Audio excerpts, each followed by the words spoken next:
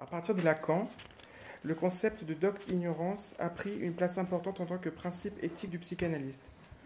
La psychanalyse en soi est la rencontre de deux ignorances, celle de l'être qui souffre et celle du psychothérapeute ou du supposé psychanalyste. Pour en savoir davantage sur lui-même, le patient puis le psychanalysant doit accepter son ignorance pour partir à la recherche de sa vérité. En effet, le patient n'a pas connaissance du contenu de son inconscient, pas par un trop facile non-savoir, mais bien parce qu'il a organisé son existence de manière à ne rien savoir en mettant ce savoir à distance. Alors il s'adresse au clinicien avec sa maladie, sa plainte, sa souffrance, ses symptômes, et lui adresse une demande de mise en sens. Autrement dit, au départ, l'être ne veut plus souffrir de ses symptômes, mais refuse de savoir ce qui fait souffrir et ce qui est à l'origine de cette construction symptomatique. C'est malheureusement à cette demande que répondent grand nombre de psychothérapies dites cognitives, comportementales, brèves ou encore corporelles aujourd'hui, des méthodes plouf-plouf qui remplacent, déplacent, gonflent, gavent, injectent pour permettre à l'être, plus ou moins temporairement, de se distancer du symptôme tout en renforçant son ignorance et son ego. Cette demande de l'être souffrant place le supposé psychanalyste en position de sujet supposé savoir, dans une position de maître ayant la possibilité de déchiffrer le sens caché du mal et donc de l'en libérer comme par magie. Et c'est cela que dit Lacan dès son premier séminaire, les écrits techniques de Freud. C'est dire donc que si le clinicien se perd dans l'illusion de savoir quelque chose en psychanalyse, en psychologie ou en médecine, le savoir quelque chose ou le chercher à savoir quelque chose ailleurs, ce que j'ai cherché à faire dans cet exemple, peut empêcher le départ du bateau de la cure ou lui faire fausse route. En effet, le supposé savoir que pourrait avoir le clinicien n'est pas la vérité propre à l'être que lui seul peut assumer. Donc plus je lisais Fetty Ben Slama, moins je donnais à ces deux personnes la possibilité de m'en apprendre sur elles-mêmes, sur leur propre souffrance, eux qui, en venant me rencontrer, m'instituaient en témoin potentiel de leur propre découverte. Le savoir en psychanalyse est donc un savoir particulier. Il naît de chaque psychanalysant et d'aucun psychanalyste.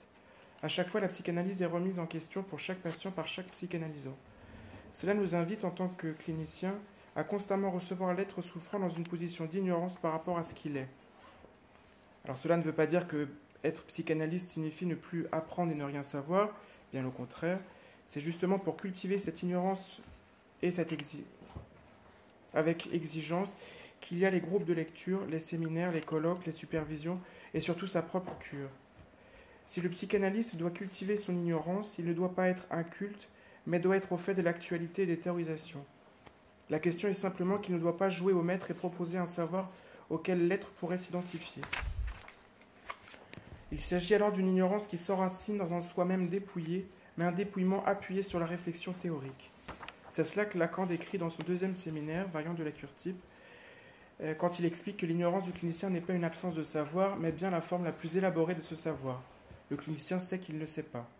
Il sait qu'il ne sait rien de ce savoir supposé qui lui est attribué par l'être, et c'est cela qui permet de toujours recevoir de nouveaux patients avec un regard neuf.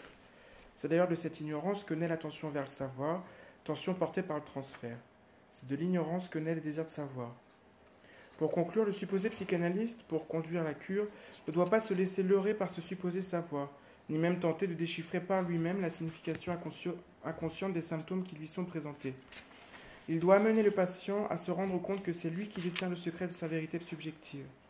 L'ignorance du psychanalyste est docte dans ce sens précis où elle est prévenue des risques de l'illusion du savoir. L'ignorance du clinicien, en écho à l'ignorance de l'être souffrant, voilà ce qu'il ne faut pas perdre de vue, au risque de ne pas pouvoir tenir ses engagements à conduire la cure. Il est pour cela nécessaire de distinguer les 4 discours mis en évidence par Lacan en 69 dans son séminaire Les 4 discours, parce que ça parle aussi de ce rapport entre savoir et ignorance. Des 4 formes de discours possibles dans l'intersubjectivité, c'est le discours du maître qui est central et duquel découlent les 3 autres qui sont respectivement le discours de l'hystérique, le discours de l'universitaire et le discours du psychanalyste. Le discours du maître est un discours qui n'est pas fait pour être discuté ni pour transmettre ou éveiller un désir de recherche chez l'autre. En effet, le discours du maître n'est pas traversé par le désir de savoir. C'est pour cela que le psychanalyste ne peut pas se comporter en maître, car en possédant toute la vérité, il occuperait la place de celui qui sait, et c'est au nom de ce savoir qu'il s'autoriserait à maîtriser, décider. Le discours hystérique, quant à lui, est conditionné par le discours du maître. On peut dire en quelque sorte qu'il le renverse. C'est la position que peut prendre l'être lorsqu'il attribue au psychothérapeute ou au supposé psychanalyste un supposé savoir, l'instituant en maître.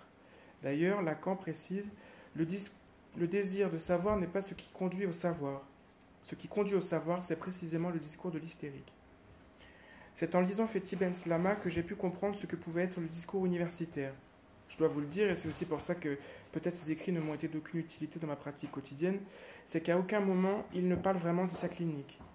La psychanalyse à l'épreuve de l'islam, par exemple, dont le titre semblait pourtant prometteur dans ma recherche de savoir comment mettre au travail le vacillement de ces deux personnes dans leur fonctionnement depuis leur arrivée en France, n'est en fait qu'une recherche historique, sociale et anthropologique complexe, et l'utilisation du mot psychanalyse dans le titre ne semble être là que pour désigner les interprétations qui y sont faites par la subjectivité de l'auteur et pour les liens qu'il propose avec la théorie freudienne surtout.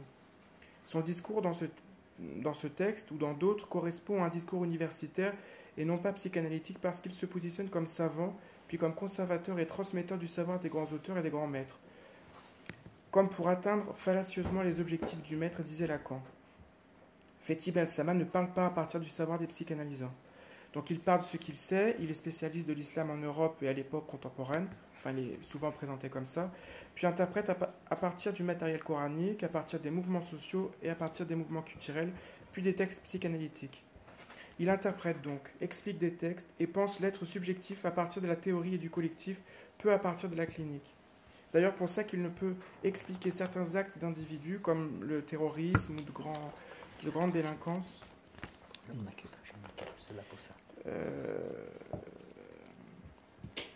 Que par des causes religieuses, culturelles ou sociales.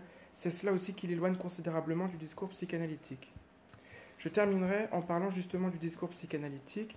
Cela me permettra de conclure sur l'importance de veiller à toujours occuper une position de psychothérapeute ou de supposé psychanalyste en faisant de l'ignorance un socle assez solide, permettant de toujours réinventer la psychanalyse et à tenir un discours psychanalytique, donc à partir du discours des psychanalysants, et pour laisser place au désir de savoir chez l'autre. Le discours du psychanalyste s'oppose au discours du maître en ceci. Il n'y a pas de savoir absolu ni total sur l'inconscient. Il s'organise autour de l'idée que l'inconscient est un savoir qui ne se sait pas et que seule la traversée d'une cure peut permettre de dire cet inconscient. C'est dire que le savoir inconscient ne manque pas, car même s'il y a une énigme autour de celui-ci, chacun le possède en lui-même.